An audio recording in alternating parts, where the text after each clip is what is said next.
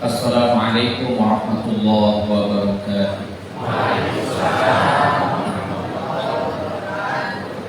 Bismillahirrahmanirrahim. Bismillahi ma sya'allah la yasuqul khaira illallah. Bismillahi ma sya'allah la yashrikus su'a illallah. Bismillahi ma sya'allah ma kana min ni'matin fa min Allah. Bismillahi ma sya'allah la hawla wa la quwwata illa billahil aliyyil azim. Alhamdulillahi rabbil alamin. Wassalatu wassalamu ala asyrafil anbiya'i wal mursalin Sayyidina wa maulana Muhammadin wa ala alihi wa sahbihi ajma'in.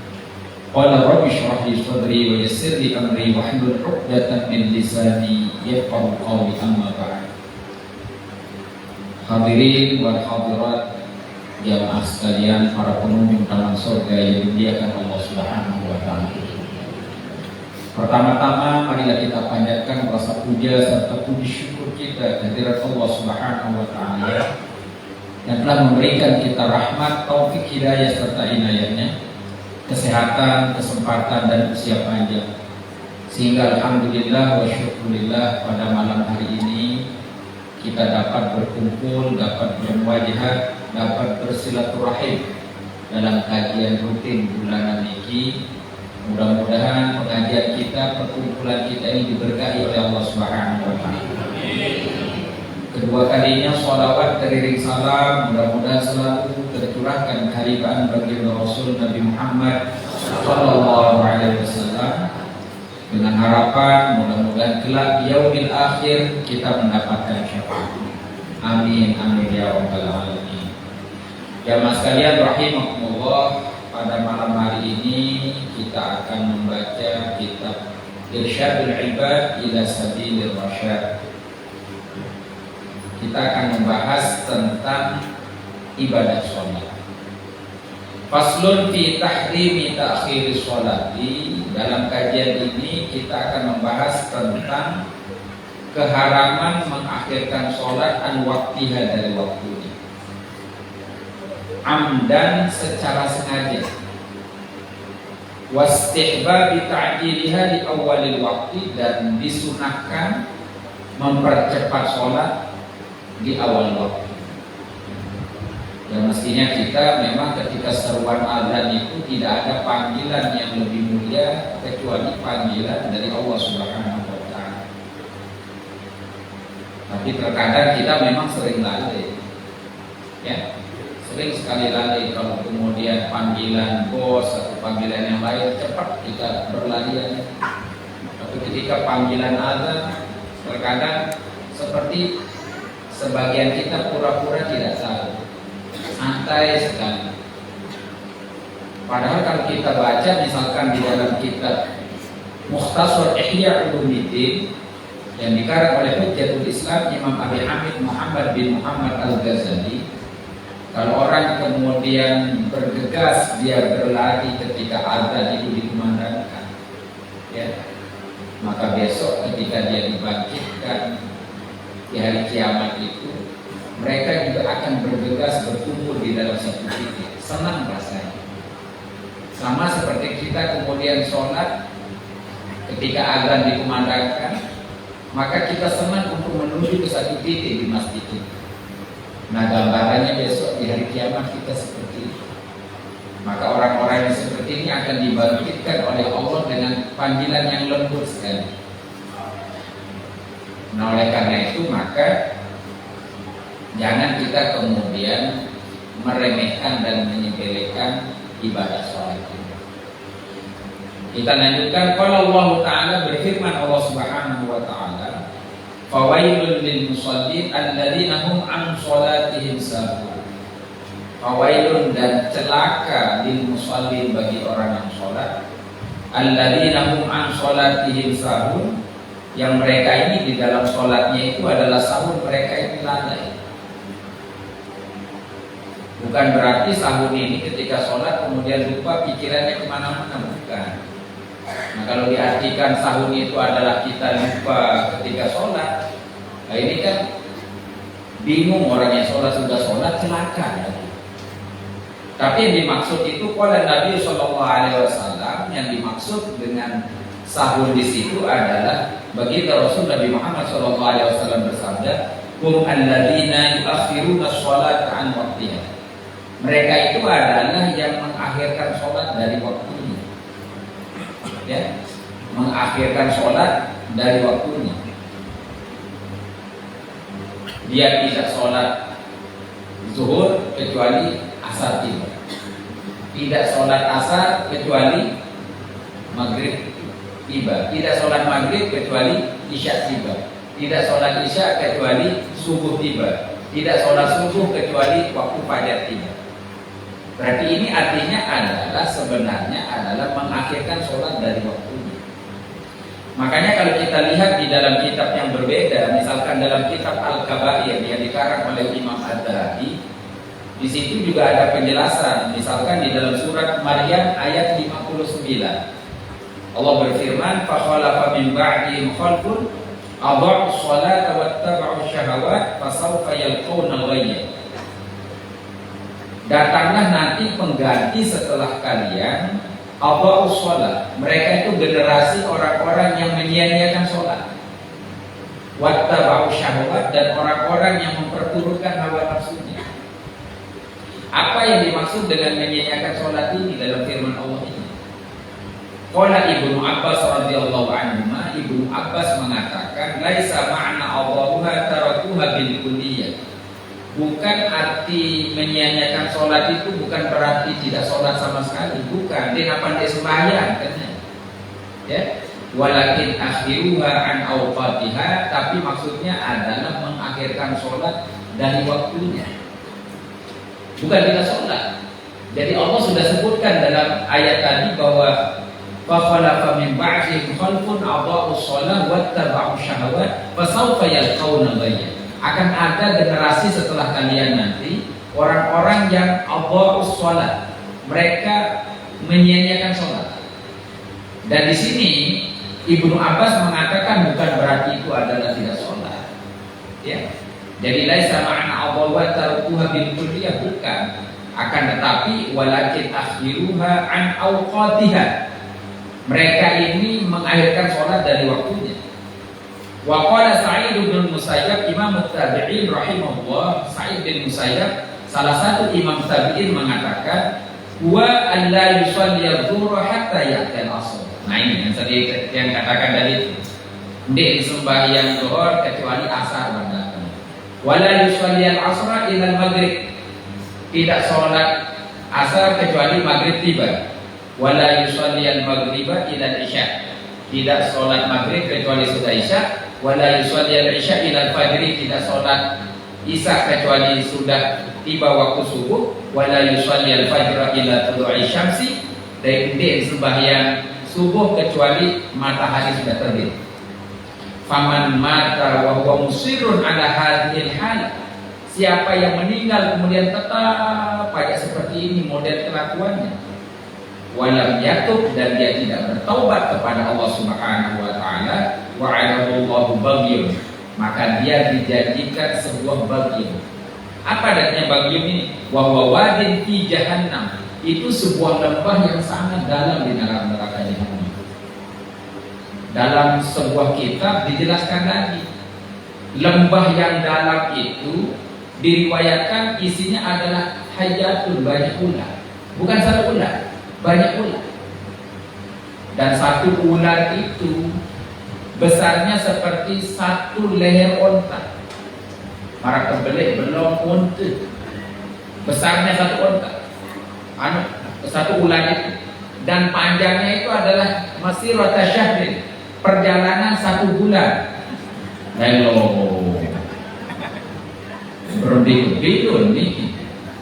Wah, kebelik marah belum onte, mau ke belon perjalanan 1 bulan. Dan itu tugasnya adalah menggigit orang yang tarikus sholat, yang meninggalkan sholat. Ketika dia digigit, maka kemudian bisanya itu melekat kepada dirinya itu 70 tahun lamanya, sehingga kulit dan tulang-tulang orang ini akan menjadi amburadul. Ini yang terdapat di dalam wadi ini. Bukan kita sholat ini, sholat dia. tapi mengakhirkan dari waktu. Makanya kalau kita ada sholat kita yang tertinggal, itu adalah wajib diqadha. Tidak boleh diqadha. Karena kita berhutang kepada Allah itu adalah lebih berhak untuk ditunaikan. Berhutang oleh manusia saja kita bayar itu, apalagi berhutang kepada Allah. Maka kalau ada sholat-sholat kita yang lolos dulu, maka harus diqadha itu. Ya. Apa saja sholat kita yang dulu yang kita tidak lakukan, misal waktu kita masih muda tidak sholat, ya sekarang qadha. Ya, makanya 3 ketentuannya. Pertama wajib qadha. Siapa yang wajib qadha ini? Orang yang tidak sholat karena udzur dan tidak udzur.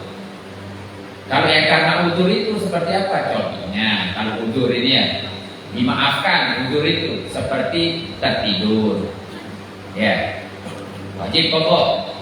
Atau karena lupa sembahyang, saya nggak biasa berjamaah, mundik berjamaah merigat mau sembahyang, karena saking terbiasanya dia, saking terbiasanya jamaah tapi nggak jamaah, lupa. Ini udzur ini tidur atau lupa, ini pokok. Apalagi tidak karena udzur. Tidak karena udzur gimana contohnya? Sudah tahu masuknya waktu sholat, ternyata dia tidur. Nah ini haram hukumnya tidur ini. Kecuali dia ini tidur di dalam waktu, sudah masuk waktu sholat, ada beberapa syarat. 1, tidur di rumahnya, bareng sembahyang. Tapi dia sudah pesan sama istrinya, bangunkan saya nanti, karena saya belum sholat. Ya, nggak apa-apa kalau dia yakin bisa sholat. 2, dia tidur yakin dirinya itu adalah nanti ada yang bangunkan dia, nggak apa-apa. 3, dia tidur ini dia yakin bahwa dia bisa nanti bangun untuk sholat. Kalau tidurnya begini tidak apa-apa. Tapi kalau nggak punya keyakinan, di luar mesen, terus tidak ada yang akan membangunkan dia, kemudian dia tidak yakin juga dia tidak akan bangun, maka haram tidur kalau sudah masuk waktu sholat. Ya, kecuali tidurnya jauh sebelum waktu sholat. Dan ini wajib qadha ibu bapak sekalian. Ya, jadi qadha. Misal kalau lolos subuhnya ya qadha, usolli fardhos subhi rakaataini qadhaan lillahi ta'ala. Itu qadhaan di luar waktu soalnya qadhaan. Tapi sebenarnya tidak harus disebut kata qadha itu. Sunnah hukumnya menyebut qadhaan, adaan, sunnah. Wajib disebut di dalam sembahyang kita dulu. Usolli fardhos subhi misal. Itu qasad, ta'arud, ta'yin. Ya, adapun ucapan arba'at raka'atin, mustaqbilal qiblati, adaan lillahi ta'ala, sunnah hukumnya. Namun kalau kena subuh ya 2 kan? Kamu kena maghrib ya 3, usolli fardhal maghrib ya 3, maghrib itu bukan 2. Ya sudah disebutkan dengan jumlahnya sendiri. Nah jadi tapi ibu bapak sekalian harus qadha. Makanya kalau meninggal dunia belum sholat, itu dalam mazhab itu ada 3 pendapat. Bisa dicek misalkan dalam kitab Fathul Mu'in. Ini walaupun kita tidak baca, kita mengikuti ya, mana kita kaji. Dalam kitab Fathul Mu'in ada di situ disebutkan man mata wa alaihi sholatu fardin lam tuqda wa la tufda. Siapa yang kemudian meninggal, ya, maka dia punya utang ibadah gitu ya. Sholat misalkan, maka tidak usah dibayarkan fidyah dan tidak usah diqadhakan. Satu pendapat, tidak usah diqadhakan, tidak usah difidyahkan. Tapi dalam mazhab Syafi'i, ya, dan ini adalah dilakukan oleh Imam As-Subki fi ba'di aqwalihi, katanya dalam sebagian kerabatnya, itu diqadhakan. Diqadhakan untuk orang yang meninggal. Yang ketiga itu adalah dibayarkan fidyah. Jadi ada yang berpendapat tidak usah diqadhakan, tidak usah difidyahkan. Kemudian dalam mazhab Syafi'i yang diikuti itu adalah diqadhakan ya, dikodokkan. Ini berdasarkan hadis Bukhari, itu dipakai dalam mazhab Syafi'i. Kemudian yang ketiga, cukup dibayarkan fidyah. Fidyahnya berapa? Kira fidyah itu, namun dengan disembayang mati ini berapa? Nggak tahu ya. Ayo penting ngaji ini. Jadi itu dalam mazhab Syafi'i fidyahnya adalah likulli sholatin muddun. Itu dijelaskan dalam kitab I'anatul Talibin yang dikarang oleh Syekh Abi Bakar Asy-Syafi'i. Syarah dari kitab Fathul Mu'in. Satu sholat itu satu mud. Satu mud ini berapa? Sekitar 6 on. Kalau 6 on kali 5, ya sekitar 7 kiloan, betul kan? Kali sebulan, kali setahun, nggak bega, lumayan gitu. Ya. Nah jadi ini fidyah untuk orang yang meninggalkan sholat. Kalau puasa ya 1 hari 1 mud, ya 1 mud, ya 6 on itu. Kalau 18 hari, kalau 20 tahun, 30 hari ya sekitar 6 on kali 30 ya sekitar berapa ya, sekitar 18 kiloan kayaknya ya. Nah itu. Terus nanti kelipatannya begitu, kalau lewat setahun kena denda lagi. Misalkan 5 hari nggak puasa, misalkan dari Ramadan, lewat 1 tahun, itu nggak bisa dikodok saja, harus bayar fidyah itu. Di samping kodok, bayar fidyah 6 on sehari. Kalau lewat setahun, kalau lewat 2 tahun, ya berarti 12 on sehari, sehari. Kalau 3 tahun terus itu, setahun 1 mod, 2 tahun 2 mod, 3 tahun 3 mod, 4 tahun 4 mod, terus naik itu. Moneng-moneng mod. Itu saking banyak. Ini saya baca kalau tidak silap di dalam kitab Nihayatul Zain dalam mazhab Syafi'i. Ya karena dia sudah punya kemampuan untuk berpuasa tapi lalai. Ya, lalai. Itu kalau aturan puasa. Ya. Nah, jadi jamaah sekalian rahimakumullah, ini qadha tadi ya. Wajib qadha kalau kita tinggalkan sholat karena udzur atau tidak udzur. Wajib qadha itu. Ya, kalau yang tanpa udzur ini wajib segera qadha. Wajib segera qadha. Dan dia mengerjakannya itu adalah sebelum sholat fardu yang dikerjakan pada hari itu. Kecuali waktu dia mengerjakan sholat fardu itu adalah sudah mau habis, ya berarti sholat yang al-hadirah itu yang dikerjakan dulu. Ya, itu dikerjakan baru qadha karena waktunya mau habis. Tapi kalau waktunya luas dan senggang, maka sholat qadha itu didahulukan baru sholat yang hadirah. Ya, ini penting ini. Penting, qadha wajib. Yang kedua, boleh qadha. Siapa yang boleh qadha sholat ini? Orang yang dulu pernah ragu-ragu ada sholatnya yang tidak benar. Kayaknya saya kencing, mereka menek juga, udah abot, balik mulu kan, lolosan aneh. Dan dia ketahuan sebenarnya, pura-pura dia ketahuan.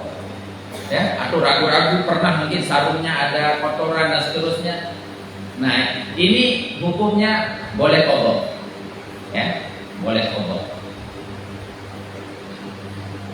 Yang ketiga, haram qadha. Kenapa yang tidak boleh qadha ini? Tidak ada yang dia ragu-ragukan dan tidak ada yang dia tinggalkan sholat itu. Apanya yang mau diqadha? Jadi tidak boleh qadha itu. Ya, jadi yang dua ini tadi yang boleh qadha.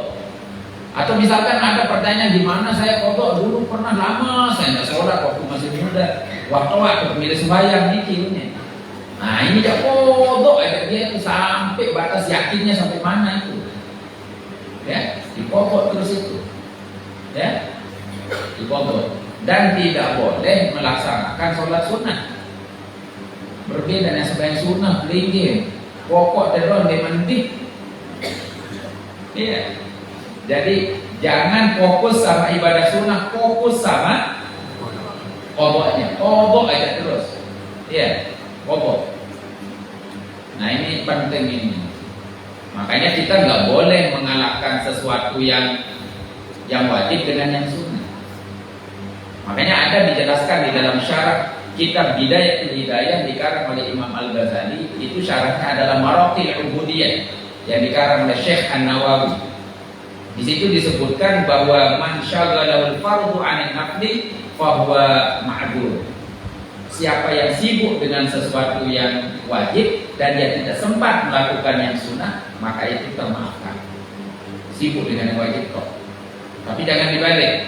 Wa man syaghalahun naflu 'anil fardhi, siapa yang repot dengan sesuatu yang sunnah kemudian tidak sempat melakukan yang wajib, fahuwa maghrur. Maka orang ini adalah tertipu.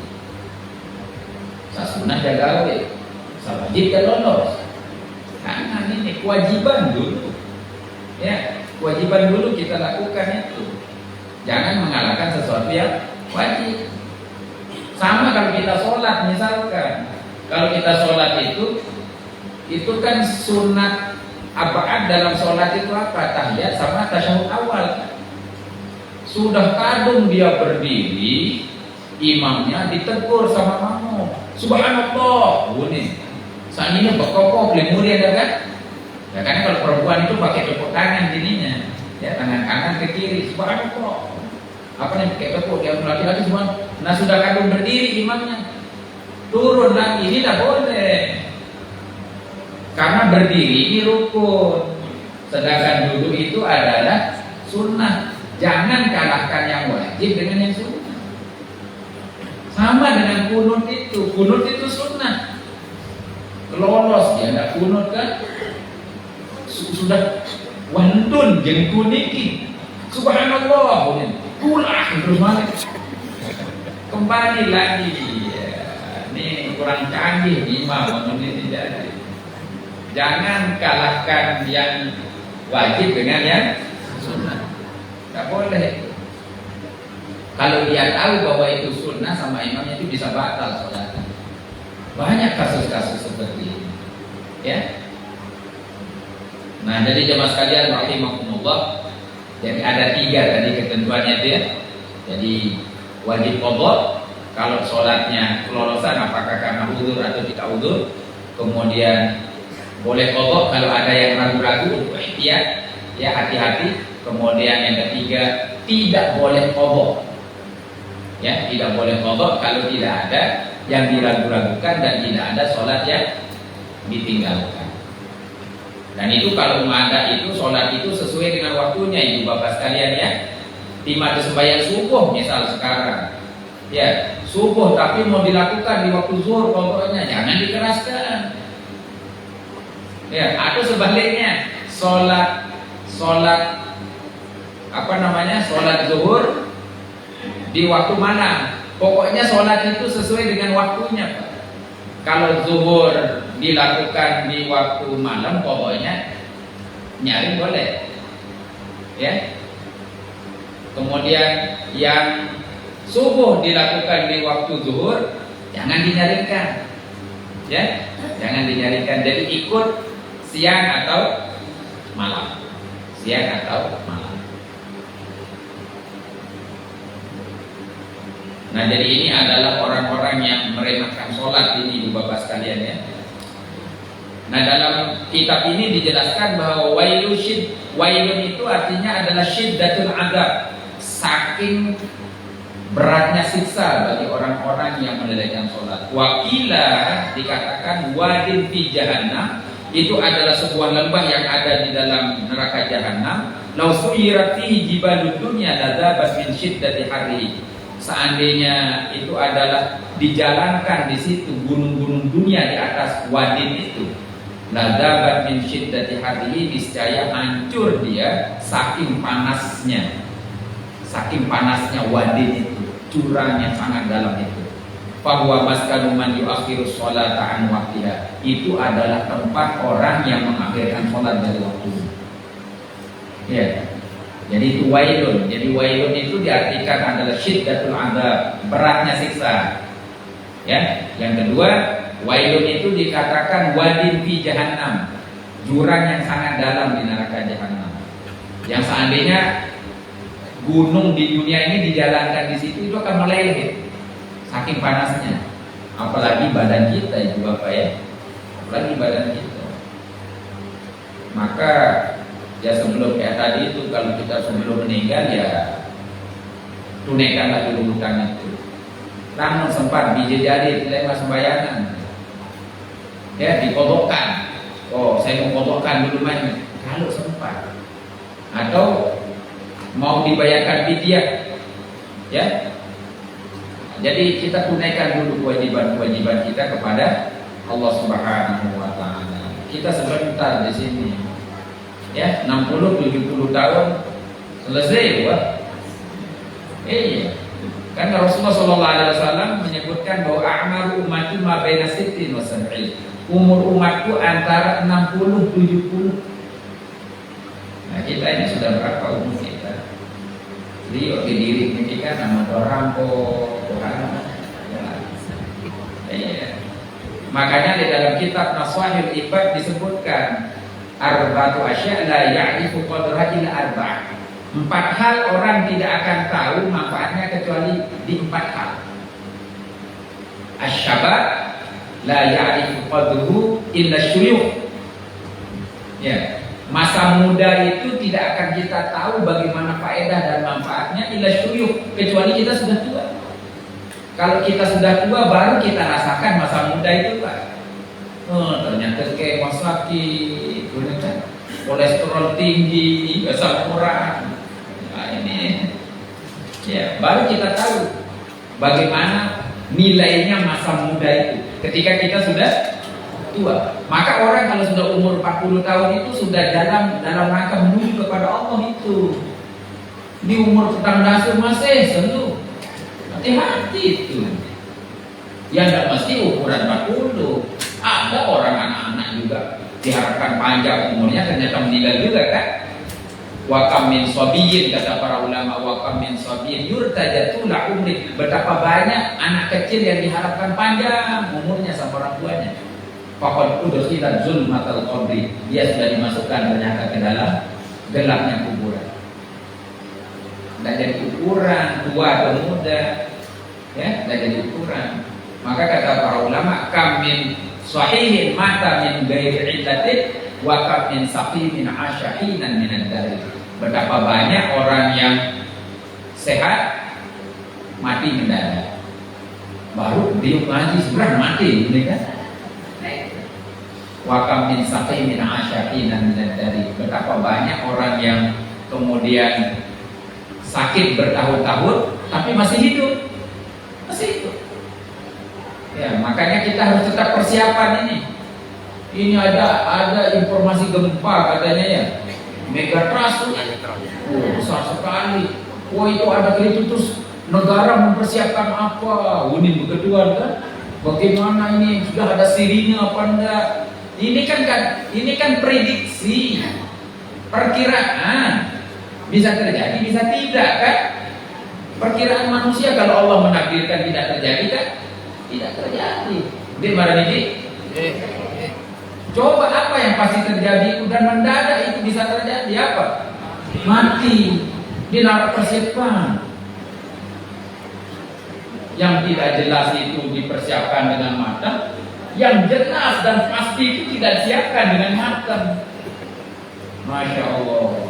Fatazawwadu fa inna khairuz zadi taqwa. Berbekal, sesungguhnya bekal terbaik kita adalah takwa itu sendiri. Karena kita ini sebentar itu tidak terasa. Ya. Wa akhrajal Hakim wa Tirmidzi, dan mengeluarkan Imam Al-Hakim wa Tirmidzi dan Imam At-Tirmidzi an Ibnu Abbas, dari Ibnu Abbas, qala Rasulullah sallallahu alaihi wasallam, bersabda baginda Rasul Nabi Muhammad sallallahu alaihi wasallam, man jama'a baina sholatain, barang siapa yang mengumpulkan di antara dua salat, faqad ata baban min abwabil kabair, maka sungguh dia telah mendatangi suatu pintu dari pintu-pintu dosa besar. Ini bukan berarti menggabungkan sholat jamak takdim jamak akhir, bukan. Jadi melakukan sholat di luar waktunya. Jadi asar, zuhur dilakukan di waktu asar, asar diwaktukan di waktu maghrib dan seterusnya. Ya. Gimana kalau kita sholat ini baru mau serakaat ternyata maghrib, sah tapi tidak lanjut atau berbeda? Sah itu kok harus kodok apa gimana itu? Baru dapat serakaat ngembang, atau baru mau 2 rakaat ngembang, berbeda. Batal. Nah, ini ada yang bilang batal, ada ibu gimana bu? Lanjut, itu dikodok ya? Dikodok. Ini arahkan kodok, arahkan nanti. Nah, jadi itu adalah dilanjut dan tidak usah dikodok. Jadi siapa man adraka raka'atan minal asri faqad adrakal asra. Siapa yang menemukan 1 rakaat dari sholat asar, maka sungguh dia sudah menemukan asar. Tapi ini kan berdosa, Bu. Ini kan mengakhirkan sholat. Ya. Tapi itu juga sudah disebut dengan adaan itu. Tidak disebut dengan kodok. Ya, tidak disebut dengan kodok. Makanya asar itu disebut langsung itu di dalam Al-Quran. Ya, wa hafizu 'ala sholawati was sholatil wusta. Peliharalah sholat-sholatmu dan sholat al-wusta, pertengahan. Apa yang disebut dengan al-wusta ini? Kalau di dalam tafsir jalan lain semua disebut, ya zuhur, ya asar, ya maghrib, ya isya, ya subuh. Semua disebut biar dijaga semua. Tapi kalau di dalam tafsir Al-Munir oleh Syekh An-Nawawi itu disebutkan bahwa yang disebut dengan wusta itu adalah ada 2 yang disebut di situ. Al-wusta artinya adalah sholat asar, pertengahan asar.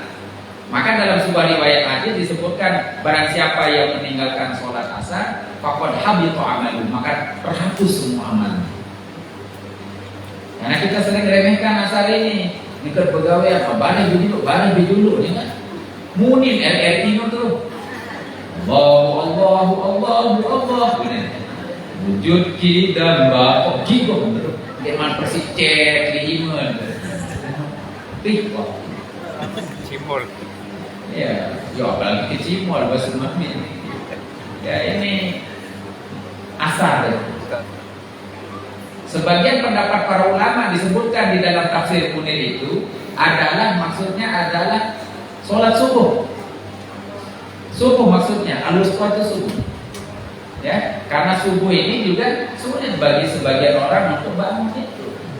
Makanya kalau orang lolos sholat subuhnya, kata Rasulullah SAW itu faqad bala syaitan fi udhunaini. Setan sudah mengencini kedua telinganya.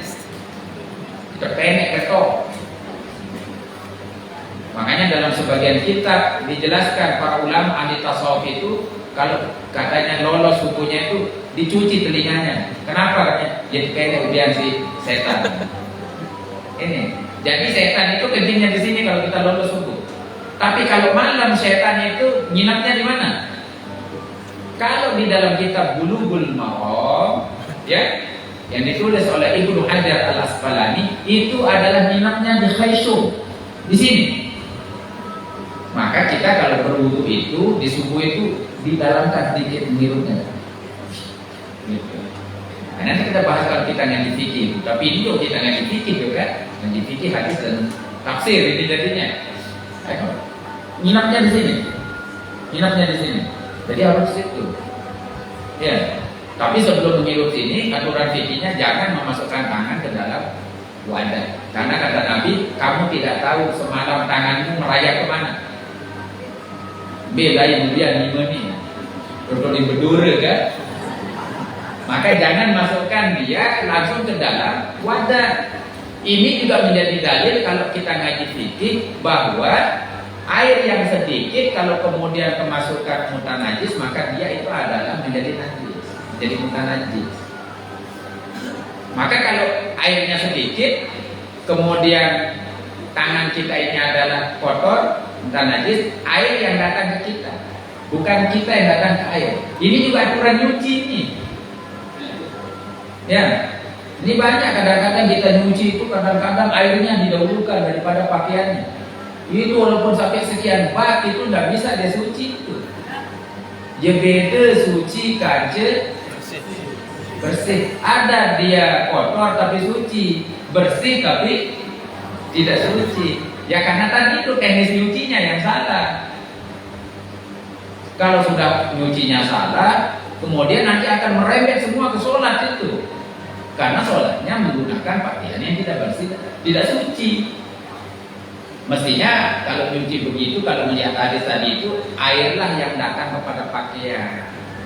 Jangan airnya dulu yang ditaruh, kecuali airnya seperti air sungai, air kolam, air laut. Wih, semile-mile. Ya, ini nyucinya di bak ini. Ya.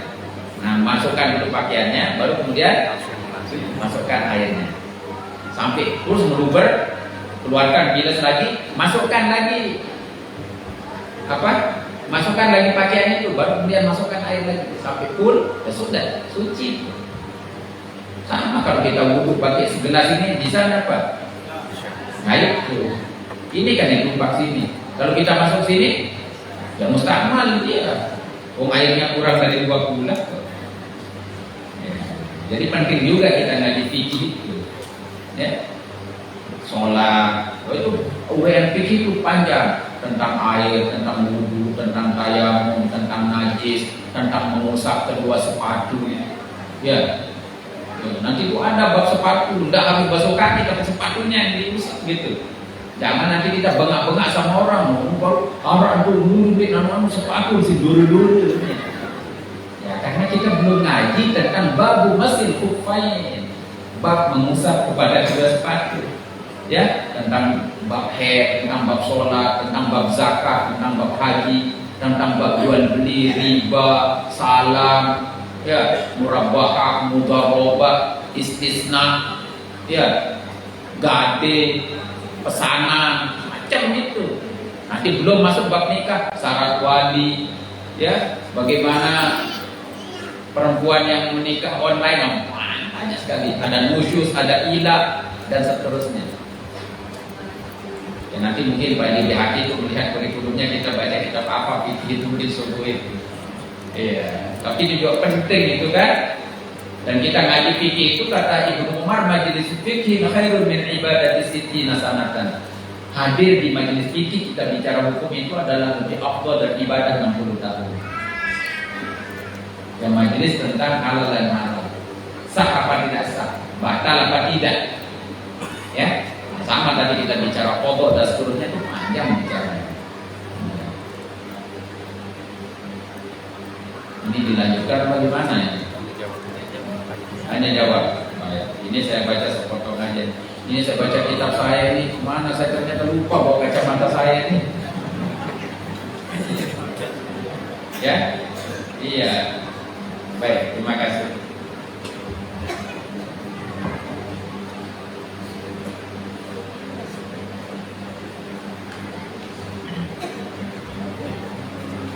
Ada pertanyaan? Baik, silakan para jemaah, mungkin yang ingin bertanya bisa untuk angkat tangan.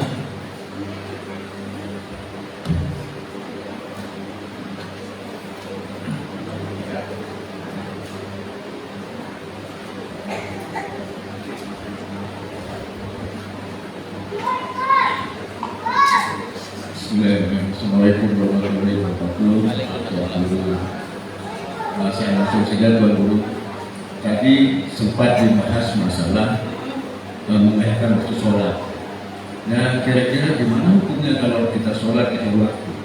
Karena kalau lihat eksesnya itu kan hukumannya itu kita ditaruh di lemah yang paling rendah di haram. Berarti kan haram tuh sekarang.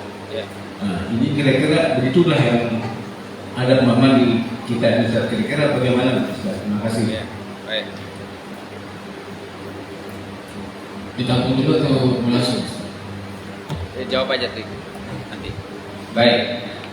Jadi yang tadi wadin binari jahannam itu bukan berarti misalkan sholatnya itu adalah masuk zuhur misalkan jam 12:30, terus kemudian nunggu sholat di jam 2 itu kemudian dapat wadin, bukan itu maksudnya. Karena sholat itu waktunya adalah wujuban muwassa'an. Wajibnya itu adalah muwassa', panjang dia. Itu yang dapat wadin itu mereka yang kemudian mengerjakan sholat, mengakhirkan sholat di luar waktunya. Ya. Jadi bukan ya. Jadi mengerjakan sholat di luar waktu. Kalau waktu sholat itu panjang, maka di sini saya buka kitabnya, itu jauh sebelumnya. Tanbihatun wa taniha anna sholata yajibu awwalal waqti. Sesungguhnya sholat itu wajib di awal waktu, wujuban muwassa'. Wajib yang muwassa'. Falahu ta'khiru an awwalihi. Maka boleh kemudian orang mengakhirkan sholat dari awal waktu ila waktin yas'amha, sampai waktu yang memuat untuk dia sholat nanti di akhir waktu itu. Ya, malam yadunna fawtaha, selama dia tidak meyakini akan lewat waktu sholat itu. Nah, jadi kewajiban sholat itu muasa, tidak sempit. Nah, tadi yang dibilang dengan wadin fi nari jahannam yang di ayat tadi, fa khalafa min ba'dihim khalfun adha'u shalah wattaba'u syahwat. Adha'uha itu artinya adalah bukan berarti meninggalkan sholat, tapi mengakhirkan sholat dan mengerjakannya di luar waktu. Ya. Jadi itu yang dapat wailun itu. Wailun itu artinya syiddatul azab, beratnya siksa. Ada yang mengatakan wailun itu adalah wadin fi nari jahannam, lembah yang sangat dalam di neraka jahannam. Itu adalah ditempatkan bagi orang yang mengakhirkan sholat. Mengakhirkan artinya bukan berarti sholat zuhur jam 1 dia sholat jam 2 dapat wadin, bukan begitu. Kalau mempercepat sholat itu hukumnya sunnah itu ya, sunnah awal waktu. Mana buktinya? Makanya kalau ada makanan terus waktu sholat, tidak makan dulu atau sholat dulu. Nah itu kan muasa. Kalau tidak begitu berarti nanti bisa artinya itu, oh kita dapat lembah juga di neraka jahanam gitu ya. Ya. Pak. Nah itu maksudnya apa ya? Tadi itu wadin fi nari jahannam, maksudnya mereka yang mengerjakan sholat di luar waktu. Berarti sama. Padahal dia sudah kerjakan itu. Berarti sama dengan mengkodok berarti. Mengkodok itu, betul. Mengkodok. Makanya di dalam kitab yang satunya disebutkan, ketika begini bilangnya, faman mata wa huwa musirun ala hadhil halah. Siapa yang terus menerus seperti ini model sholatnya, walam yatub, dan dia tidak bertobat, maka itu adalah wadin fi jahannam. Maka dia mendapatkan tempat lembah di dalam neraka jahanam. Lanjutan ayatnya makanya dia bilang illa man taba wa amana wa amila sholihan dalam surat Al-Maryam itu, kecuali orang yang bertaubat wa amila sholihan dan melakukan amal soleh. Kalau sudah taubat selesai. Tapi ini kan kalau terus menerus begitu modelnya apa ya? Dilakukan terus. Iya. Paham ya? Jelas. Alhamdulillah. Baik. Baik, terima kasih. Silakan dari jamaah yang lain, mungkin ibu-ibu tuh. Ya.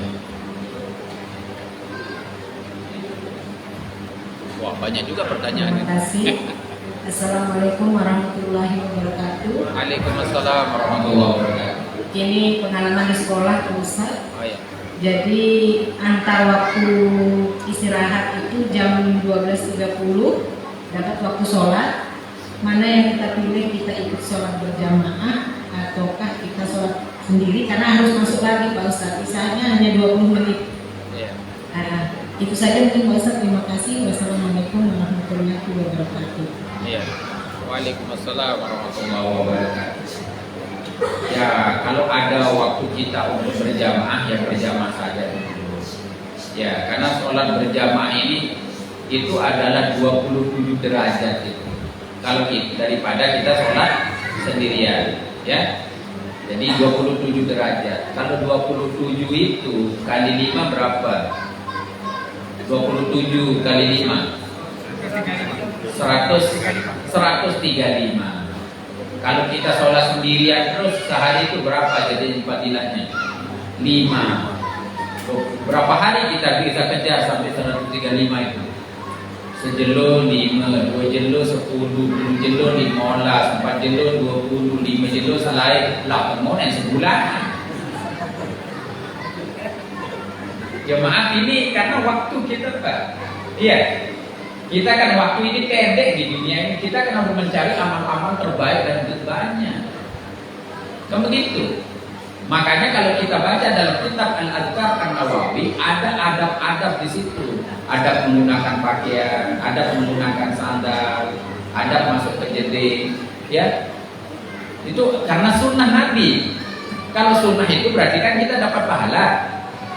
Pakai baju, masuk kanan dulu, keluar kiri, masuk masjid, kanan dulu, keluar kiri, masuk tempat-tempat yang mulia, kanan dulu, keluar kiri, masuk ke jeding, kanan apa kiri? Kiri, keluar. Nah, kalau tempat maksiat, pikiran diri, itu lawan ini. Itu dengan begocek, dikit apa kanan? Maksud saya ibu bapak sekalian rahimahumullah, itu hal-hal keseharian yang kita lakukan, tapi kalau kita ikut sunnah Nabi, kan kita mendapatkan pahala dari apa yang kita lakukan. Kita tidur menghadap utara, wudhu dulu, baca doa Bismillahirrahmanirrahim ahya wa amut, agar dan itu terakhir yang kita ucapkan kita tidur. Jangan-jangan nanti kita nggak bangun, kelolosan kena wah kubur terdiri. Baca zikir dulu, begitu bangun jangan ngomen. Baru masuk selaku omen, beta cematun di sorban. Atau mungkin ibunya, bapak disebut dong biasanya ibu-ibu kira. Iya. Jadi alhamdulillahilladzi ahyana ba'da ma amatana wa ilaihi Allah. Terima kasih, saya sudah dikembalikan lagi roh kita itu ya. Alhamdulillah itu. Terus kita mandi, kita wudhu, sholat 2 rakaat, jalan subuh ke masjid. Keren itu. Sudah berapa kita dapat itu?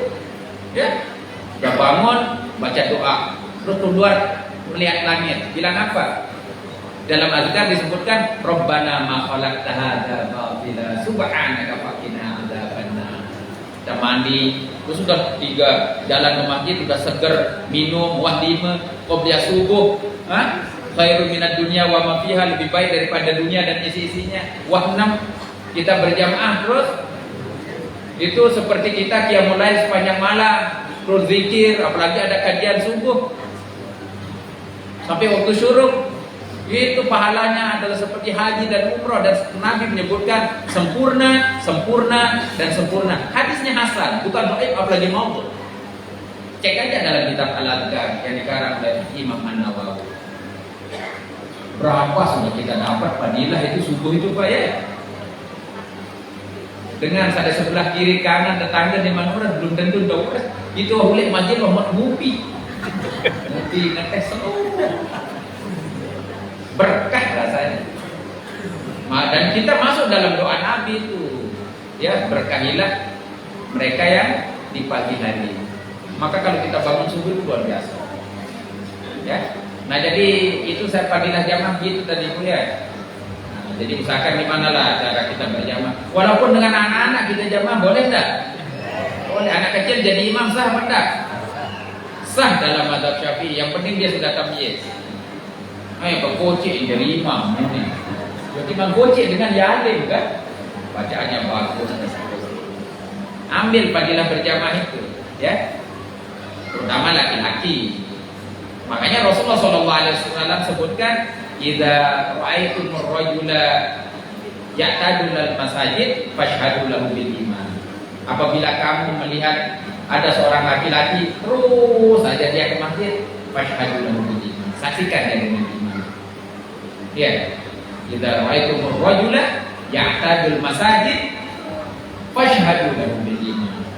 Kalau kamu lihat ada orang laki-laki rajin ke masjid, saksikan dengan iman. Bahkan Rasulullah SAW dalam riwayat juga menyebutkan inna umara buyutillah hum ahlullah. Orang-orang yang memakmurkan masjid Allah itu disebut dengan famili, keluarganya Allah. Masya Allah.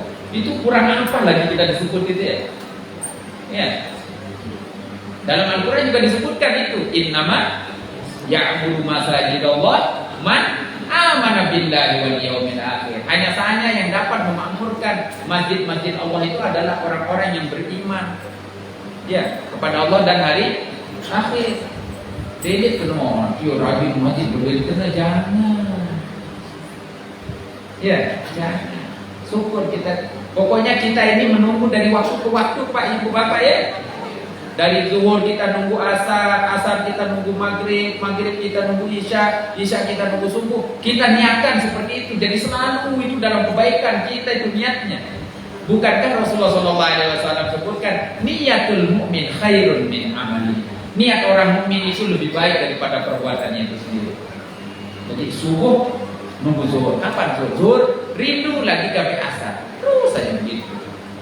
Ya kerja, sholat gitu ya. Milaun sampai lupa sembahyang sembagawean. Ya. Maaf ini. Padahal kan itu semua kita dikasih oleh Allah fasilitas ini. Dan tidak pernah majek kita. Tidak pernah pajak gitu ada jalan raya semua itu kita pakai kan majak gitu ya. Majak karena punya pemerintah itu kan. Majak. Ini coba ini milik semua milik Allah ini. Mata, telinga, hidung, jantung, ginjal. Waduh majak. Banyak. Kita mau sujud sebentar aja sulitnya luar biasa. Ya. Tapi syukurlah mudah-mudahan kita istiqomah. Ya. Mudah-mudahan kita husnul khatimah. Baik. Usahakan yang mana yang kita. Oh, ada lagi. Jadi Ini Bapak.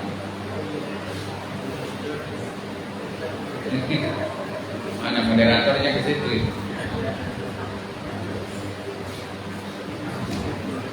Ya mudah-mudahan saya bisa jawab ya. Kalau nggak bisa jawab ngutang saya. Bismillahirrahmanirrahim. Assalamualaikum warahmatullahi wabarakatuh. Waalaikumsalam. Yang ingin tanyakan, bagaimana kalau imam sudah iqomah, ya itu imam iqomah, kemudian ada yang masih sholat sunnah. Jadi dia selesaikan sholat sunnahnya atau salam kemudian ikut takbiratul ihram dengan imam. Jadi kebanyakan ada yang tadi ya, mereka selesaikan dulu sholat sunnahnya, kemudian imam sudah sampai al-fatihah, baru ikut sholat berjamaah. Kemudian satu lagi, waktu sujud terakhir dalam sholat berjamaah, kadang-kadang banyak yang sujudnya itu lama. Imam sampai sudah at-tahiyat ya, sudah sampai mau salam baru bangun dari sujudnya jamaahnya. Bagaimana ini Ustaz? Terima kasih. Assalamualaikum warahmatullahi wabarakatuh. Waalaikumsalam. Ini satu orang dua pertanyaannya. Satu orang. Ini ngajinya keren di sini. Ya. Jadi pertama tadi tentang iqomah itu tadi ya.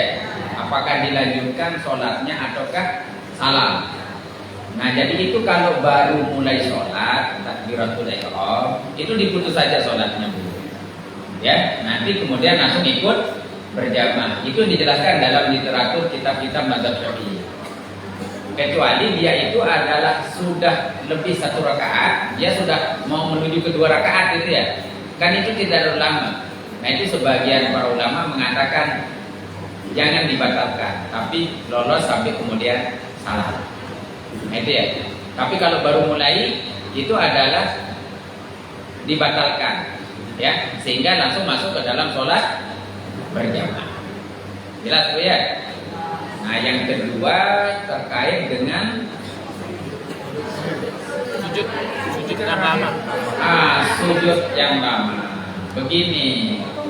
Sebenarnya kalau kemudian masalah tertinggal imam dan makmum ini, itu kalau makmumnya tertinggal 2 rukun fi'li dari imam, itu bisa batal sholatnya.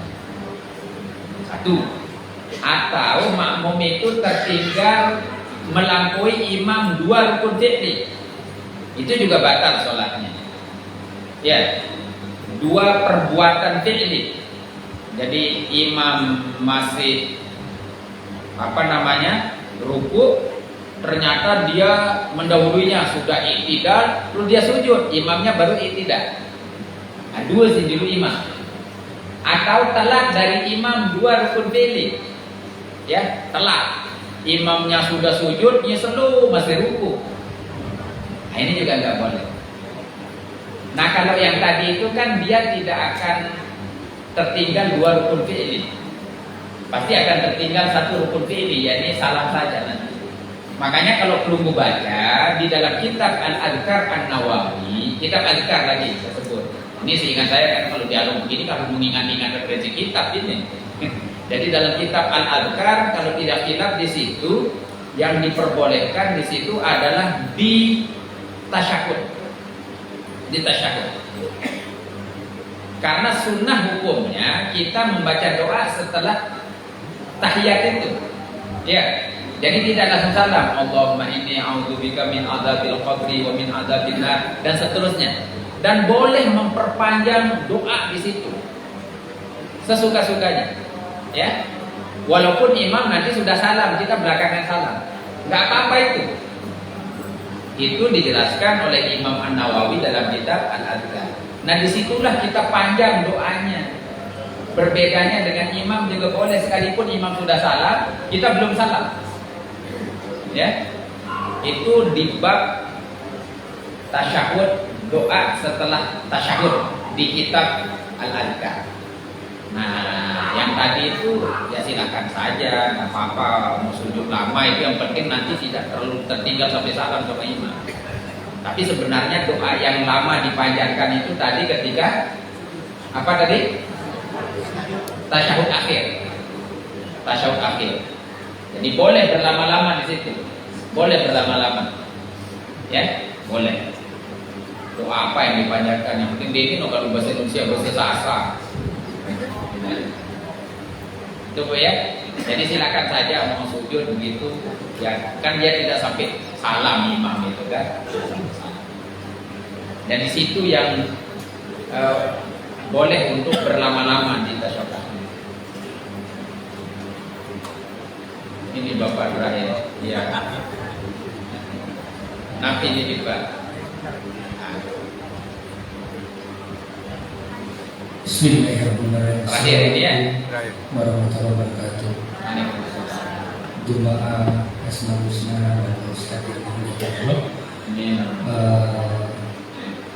Kenapa saya ingin bertanya? Karena Pak Haji Gatot selalu menyajikan ustaz-ustaz yang berkualitas. Jadi ada ketidaktahuan saya sehingga kita bisa lebih membina menjalankan syariat Islam. Baik, pertanyaan saya mudah sekali. Saya tidak pernah melihat wanita sholat jenazah. Apakah diperbolehkan sholat jenazah? Apakah diperbolehkan wanita ikut di imam sholat jenazah itu boleh apa tidak? Itu satu. Terus yang kedua, Pak Ustaz, sekarang ada krisis kepercayaan, krisis sumpah dan lain-lain. Itu kasus yang di Cirebon itu ada polisi juga ikut sumpah pocong. Apakah ada sumpah pocong itu di agama Islam, itu syariat Islam? Mohon maaf itu agak menyimpang sedikit, tapi itu biar tenang. Karena sekarang tren itu tidak dari sumpah itu jadi tidak ada. Baik, terima kasih Waalaikumsalam. Nah, jadi yang pertama tentang wanita sholat jenazah. Ya, ikut sholat jenazah di laki-laki ada yang begitu juga ya? Ada. Iya. Jadi ini sebenarnya tidak jadi masalah juga itu kan. Untuk sholat jenazah itu kan semua. Iya. Jadi untuk sholat jenazah ini saya coba cari kitabnya di HP saya, ketemu apa enggak ya? Ya, tapi itu yang paling di ini kan untuk laki-laki. Tapi di sebagian tempat itu ada juga yang ikut itu ya. Iya. Ya silakan saja. Ini masalah. Terus yang kedua terkait dengan sumpah pocong. Itu kita yang buat-buat nama pocong itu. Sumpah itu kalau sudah bilang wallahi, billahi, tallahi, ya sudah sah sumpahnya. Ya, sudah sah sumpahnya. Cuman kayaknya dibuat serem-serem gitu ya. Ya dibuat serem-serem kalau sudah ditaruhkan Al-Quran di atasnya kemudian sumpah itu ya sudah sumpah. Ya, kalau melanggar sumpah ya nanti ada konsekuensinya. Ya, ada konsekuensinya. Yaitu adalah membayar kafarat sumpah. Ya, kalau tidak khilaf itu puasa 3 hari. Puasa 3 hari. Tapi ya harus berturut-turut. Sekarang puasa, besok lagi misalkan puasa, besok lagi puasa. Yaitu untuk membayar kafarat sumpah. Jadi itu hanya tradisi kita, mungkin pocong itu ya. Tradisi kita ya. Jadi kalau sudah, kalau melakukan dosa apa? Ya enggak juga. Ya, tapi kan banyak orang pakai sumpah pocong itu kan. Ya, sumpah pocong. Ya tetap saja disumpahnya pakai demi Allah itu. Ya sumpahnya harus pakai nama Allah, nggak boleh pakai nama yang lain. Ya wallahi, billahi, tallahi. Ya artinya sama demi Allah. Ya demi Allah. Makanya nggak boleh memain-mainkan sumpah. Nggak boleh memainkan sumpah. Ya demikian mungkin yang dapat kita bahas pada malam hari ini. Mudah-mudahan ada manfaatnya, mudah-mudahan barokah, mudah-mudahan kita diberikan ilmu yang banyak manfaat barokah, yang banyak manfaat barokah. Mudah-mudahan kita diberikan kekuatan iman dan Islam. Mudah-mudahan segala urusan kita dipermudah oleh Allah Subhanahu wa taala. Dan mudah-mudahan kita jadikan amal yang soleh-solehat. Dan mudah-mudahan kita meninggal kelak dalam keadaan husnul khatimah. Ila hadhihi wa likulli niyatin shalihah. Alhamdulillah.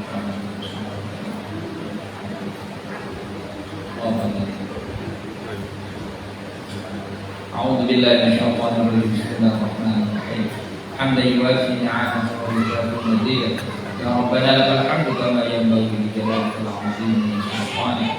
Rabbana la tad'a fi majlisina hadza dhanban illa ghafarta wa la hamman illa farajta wa la 'asiran illa yassarta wa la 'aiban illa satarta wa la daynan illa qadayta wa la maridan illa shafaita wa la faqiran illa ghanayta wa la hajatan min hawaiji dunya wal akhirah illa qadaytaha wa yassartaha bi rahmatika ya arhamar rahimin. Rabbana atina fid dunya hasanah wa fil akhirati hasanah wa qina adzaban nar. Subhana rabbil izzati amma yasifun. Wassalamu ala mursalin. Walhamdulillahi rabbil alamin. Sekian kurang lebihnya saya mohon maaf. Assalamualaikum warahmatullahi wabarakatuh.